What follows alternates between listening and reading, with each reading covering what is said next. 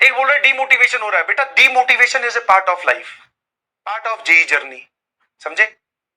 कितनी बार तुम्हें समझाना पड़ेगा? मैं हर बार समझाने के लिए तैयार हूं, घबराए मत करो।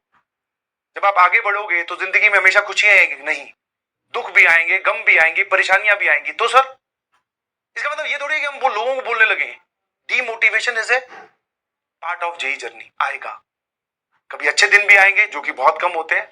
जो ये डीमोटिवेशन वाला पार्ट है सर, ये थोड़ा स्ट्रगलिंग होता है, थोड़ा मतलब हमें अंदर से अच्छा नहीं महसूस होता। बस खुश में हम बहुत अच्छे रहते हैं, समझ में?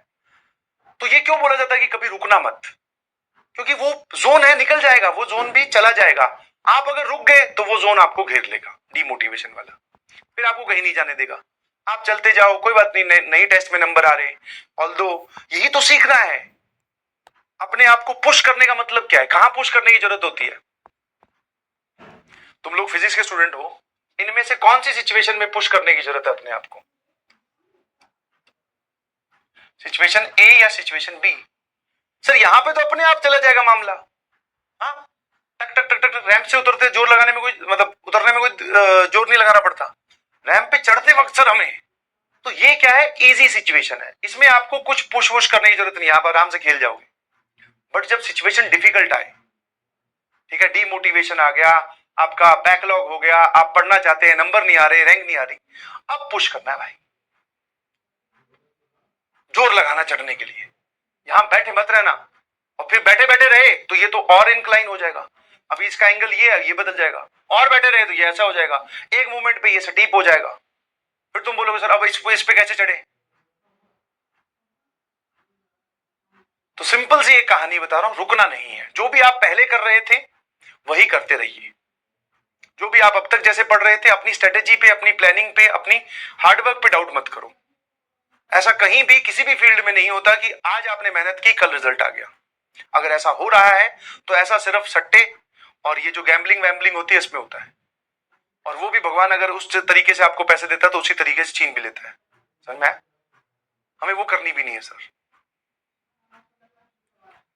ऐसे ही होता है ना। और कहां पे तुमने देखा है आज तक कोई एग्जांपल? मैं इतना बड़ा हो गया, मुझे तो और कुछ नहीं पता, कि आज मैंने थोड़ी सी मेहनत की या थोड़ी सी कहीं पे पैसे लगाए, अगले दिन भाई साहब ये लो इतने सारे रुपए ले जाओ। नहीं, टाइम लगता है चीजों में, और वो टाइम आपको देना है। हैव पेशेंस, चलते रहो। ये सब बातें क्यों बोली जा रही है? बिकॉज वी नो, थोड़ी सी उम्र ज्यादा है तो हम जानते हैं कि ऐसा एक फेज आएगा, और ये यहां नहीं, आगे चल के भी आते रहेंगे। आईआईटी में पहुंच जाओगे तो भी आएगा, तब बस समस्याएं अलग होगी। अब तुम्हारे नंबर नहीं आ रहे, रैंक नहीं आ रही, तब तुम बोलोगे प्लेसमेंट नहीं हो रही, मेरे को तो इस क्लब में किसी ने रिजेक्ट कर दिया, मैं उससे बात करना चाह रहा था, वो छोड़ के चलेगी। चलते रहेंगे ये। करना क्या है सर? चलते रहना है। समझे कि नहीं समझे?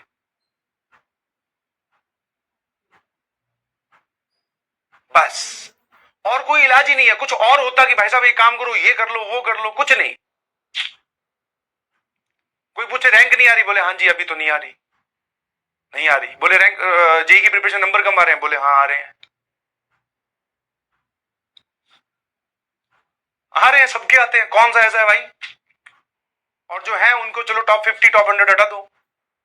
अप डाउन चलते रहेंगे, हमेशा ये बात याद रखिएगा प्लीज, हमेशा, समझे?